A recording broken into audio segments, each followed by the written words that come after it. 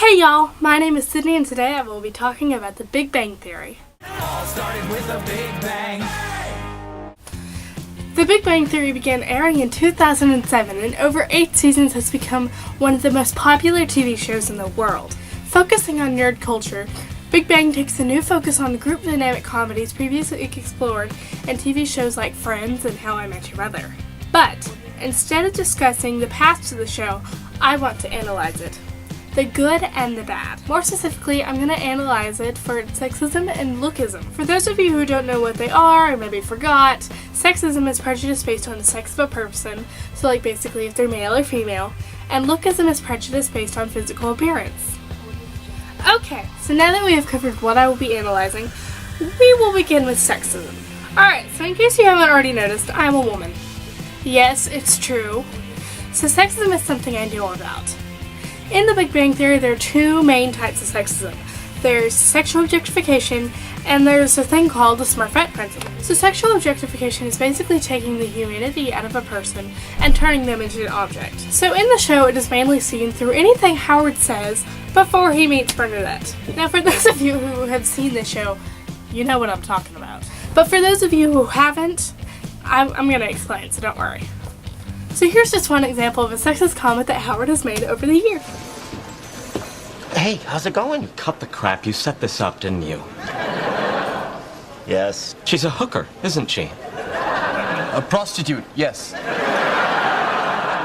You already gave her the money? Yes. Thank you. So I'll give Howard some credit. Over the years he has evolved, and there's been less and less sexually objectifying comments. But that doesn't refute the fact that that was the main part of his dialogue in the first couple years of the show. I mean, most of the time, I'm like, ew.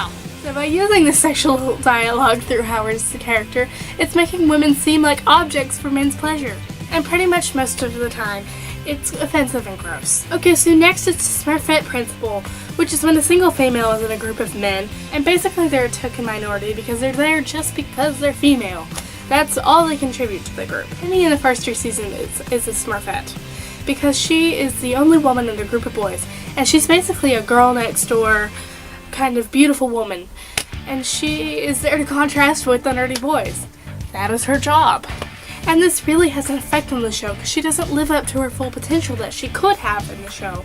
And she's not really dynamic. I love San Francisco. I wish I was going with you. I understand your envy. This is a can't-miss symposium. There are going to be discussions on bioorganic cellular computer devices, the advancements in multi-threaded task completion, plus a roundtable on the non-equilibrium Green's function approach to the photoionization process in atoms. When I go, I usually just get hammered and ride the cable cars. I mean, basically she is a pretty college dropout wannabe actress. That's it. She doesn't accurately, portray all women. She's not dynamic. She's not, fully rounded. She doesn't really display all women. Okay, nextly is lookism. Now, after watching 7.5 seasons of the show, I began to notice how particular physical traits of the characters corresponded with character traits. For example, Bernadette is short and mean, Penny is blonde and dumb, and Amy is drab and smart. Faster, faster, faster! Do you not know that word? It means more fast. Stop yelling at me. Hey, you'll know when I'm yelling at you. Which? MA equals MG. Squared? No. Aristotle? No. 5? And there's Amy, showing all kinds of ankle. In an outfit I'm assuming is from Forever 63. So as you can see, it's most noticeable in the women. Now, what is this telling us? That looking like one thing means that you are just another thing. Bernadette is small, but she's competitive and mean. Penny is beautiful, but she's a little dumb. And Amy is very intelligent, but she's drab. And she dresses so modestly and, drably that there's not really any femininity to her. Personally, I think that characters should be more rounded and explore all parts of themselves, instead of just being one thing without deviation. Not only would it add more to the show, but it'd make it more relatable to other women. I mean, it's gotten better, especially with Amy. Okay, look, he bought you this. Jewelry? Seriously? Sheldon, you are the most shallow, self-centered person I have ever met. Do you really think that another transparently Oh, it's a tiara! A tiara! I have a tiara! Put it on me, put it on me, put it on me, put it on me, put it on me, put it on me, put it on me.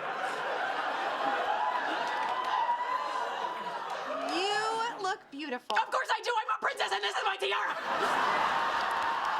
But it's not perfect. I can't identify with just one character. I mean, I'm short. I mean, for those of you who know me, I'm really short for my age. But that doesn't mean I'm just one thing. I'm more than one thing. And these characters, these women, you don't really see all sides of them. So finally, I'm gonna compliment the show.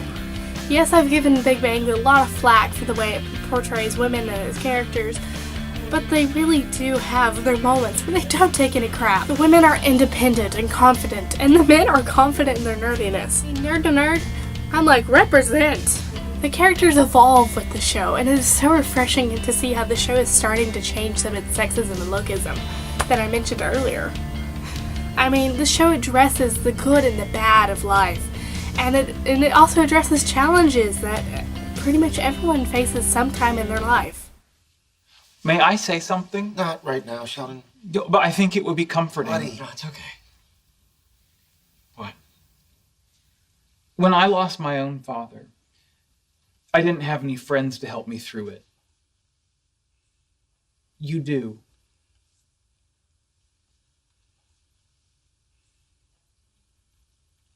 I really thought he was gonna say, let it go.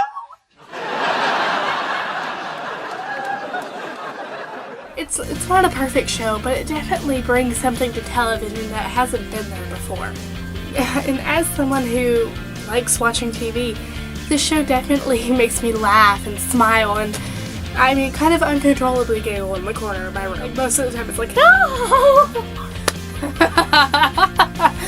The show really does bring some really good things to television. And, you know, here's to hoping that it gets really better over the years. Thank you so much for watching this show, and I really hope that you understand some of the positive and negatives of the show, and that it really brings to light some of the things that this show can do better. Have a great day, guys, and keep playing Rock, Paper, Lizard, Spock. Bye. I suggest rock, paper, scissors, lizard, Spock. What? It's very simple. Look, scissors cuts paper, paper covers rock. Rock crushes lizard, lizard poisons Spock. Spock smashes scissors, scissors decapitates lizard, lizard eats paper, paper disproves Spock, Spock vaporizes rock, and as it always has, rock crushes scissors.